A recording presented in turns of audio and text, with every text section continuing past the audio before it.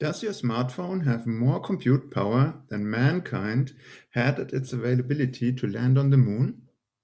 That sounds absurd, but can it be true? And more importantly, does this comparison at all make sense? Let's find out. Some time ago, I watched a movie about a cruise ship. I remember a little boy reading out, "This ship has more horsepower than Napoleon had to conquer all of Europe." I was intrigued. That sounds impressive, but it's also kind of nonsense. Of course, if all horses pulled the same rope, the ship would win against them. But for Napoleon, 1,000 horses didn't mean raw power, it meant logistics. Every horse had to be fed, watered, cleaned, cared for. It needed a soldier. Horses were not engines, they were living supply chains. A horse could win a battle, a ship cannot. So comparing the ship's horsepower to Napoleon's cavalry is more marketing than engineering. And exactly the same mistake happens when we compare a modern smartphone with the Apollo guidance computer.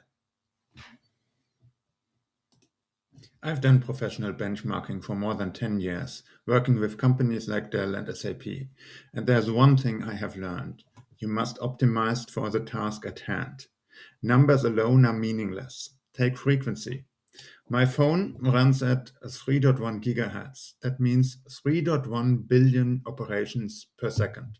Sounds insane. But what kind of operations? To understand this, we need to go all the way down to machine language. I have made a video about the difference between machine language and assembler, but I will just use these two terms synonymously here. So, one instruction available today and already available on the Apollo computer is the add instruction. Add two registers into, add one register into another one. That's it. Subtraction, multiplication, division.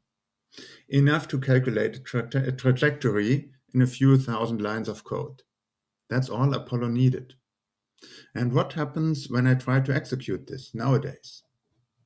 Nowadays, it does not even let me execute this program because it is not secure in a multi-user multitasking system environment.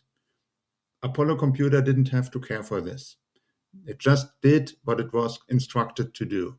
Here we have all these layers of security against hackers, against multi-users, against multitasking programs interfering with each other. All this was not needed with the Apollo computer.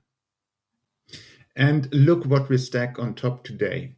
We have silicon. Out of this, we build transistors. Out of those, we build logic gates, adders, assembler, machine language, then a Linux kernel, C runtime environment, standard library, terminal emulator, font rendering, Windows system, a GPU pipeline, and all this just to print Hello World.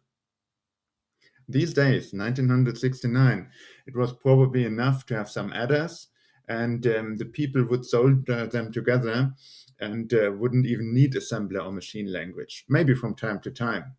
But after all, they knew what they were doing. They were, after all, rocket scientists. By the way, if you want to compare two computers nowadays, for example, you want to know if a Raspberry Pi is faster than your notebook, or if you can dare to replace your notebook by a Raspberry Pi, or when you know how much virtualization overhead you get in a virtual machine, then I recommend you to do this. But first of all, this is not valid for floating point operations, and it is not valid for disk I/O or network I/O. It is just for the compute power, just for the cooperation between CPU and RAM.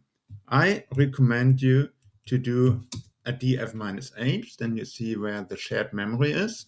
Then you run a quick test where you just output as many 0 bytes as possible into a file in your memory. And then you see how quick and how fast this computer is. In this case, we see 1.7 gigabyte per second. So it is writing more than 1 million bytes per second. And then you need to repeat this test because it vastly fluctuates. So let's do it again. Now we have 4.5 gigabyte. Let's do it again. And it's coming to a plateau. So this computer here is virtualized, by the way, and it writes about 4.5 billion bytes per second if you tell it to write as quickly as it can into memory. So this is how I compare the compute power of computers in a quick fashion. But let's go back to Apollo. So my mobile phone has 8 CPU cores, and it has about 3 gigahertz per core. It has 16 gigabyte RAM, and that gives it a performance of about 100,000 million instructions per second. So 100 billion instructions per second. A GPU has trillions of operations per second, but I want to be generous towards the Apollo program. So when we compare this, we look at the clock speed. Apollo had about 1 megahertz. The smartphone has 24 gigahertz. If you regard that we have 8 cores, 4 kilobyte versus 16 million kilobyte. And when you look at the performance, Apollo could perform less than a million. No, my mobile phone can perform more than a million as many instructions per second than Apollo could. So in all regards that matter, RAM and performance, my mobile phone is more than a million times faster than Apollo. There were roughly about maximum, really generously, 100,000 computers in the world 1969.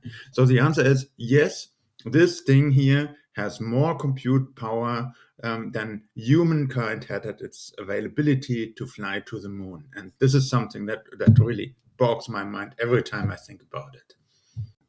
Now, my favorite video about the moon landing does not prove that we landed on the moon in 1969. It shows that it was impossible to fake it these days. And that's really cool insight, because faking it would have required 3D graphics, lighting, shadows, perspective, camera motion. You must render every single pixel many times per second. That requires massive graphical compute power. Today, with gigantic GPUs, it is easy to render realistic scenes. In 1969, there was nothing, not even close, which means it used to be easier to fly to the moon than to fake the video of it. Because computers that create videos must more be like your smartphone and not like Apollo's guidance computer. So when someone claims the moon landing was fake, they overestimate the compute power of 1969 and underestimate engineering. Apollo wasn't a triumph of hardware. It was a triumph of engineering discipline, focus, and simplicity. And maybe that's the real lesson. It's not about how powerful our computers are, but how carefully we choose what they should do.